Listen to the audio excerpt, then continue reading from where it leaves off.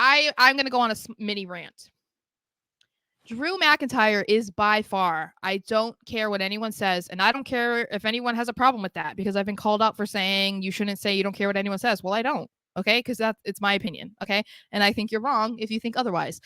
I think Drew is hands down the wrestler of the year. If you want to talk about wrestling matches, if you want to talk about storyline development, if you want to talk about character progression, if you want to talk about mic skills, promos, memorable moments, it's Drew McIntyre. 2024 is the year of Drew McIntyre.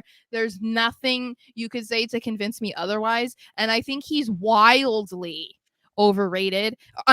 Sorry. Yes. I was really about to. Yeah. It's because really my brain is already moving on. You're like, I love Drew. Yes. And the way that I think that this was demonstrated even more, that people don't appreciate how much he's done, is the influx of like, Drew is incredible. Oh my God, this man has had a great 2024 after that match.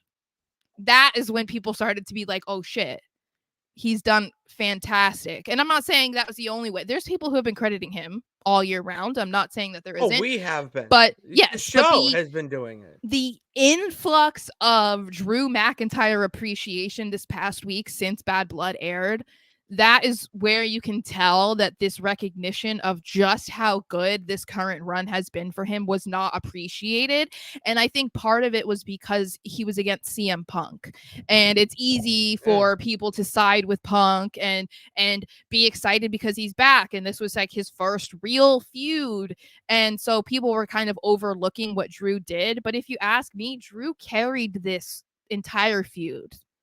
I think that he got better, and we talked about this I don't know, a week or two ago, about you could definitely argue that they brought the best out in each other, but I would say that it's almost like Punk being in that position for Drew to work with made Drew better, because I wouldn't say that this was Punk's best work. You know what I mean? Like, he didn't it wasn't poor by any means. That's not but that's not what we mean by that. No, this was not CM Punk's greatest feud ever. No, but I mean, this was Drew's possibly in WWE. 100%. Drew McIntyre, like, yes.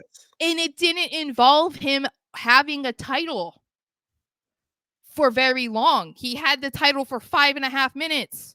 You know what I mean? So this is a significant storyline that you could argue is the reason he will be in the Hall of Fame eventually.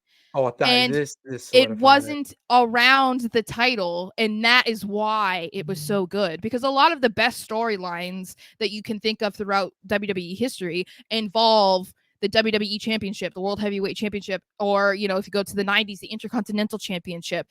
There's not a lot of stories that people will remember for years and years that didn't involve anything with the title. It was just pure hatred and good storytelling and good wrestling that had you sucked in. So I really feel like Drew deserves his flowers, and I'm like, this has been the year of me becoming like a ride or die for Drew. Like, I've loved Drew since he came back and went through this whole transition, to coming back to WWE and whatever.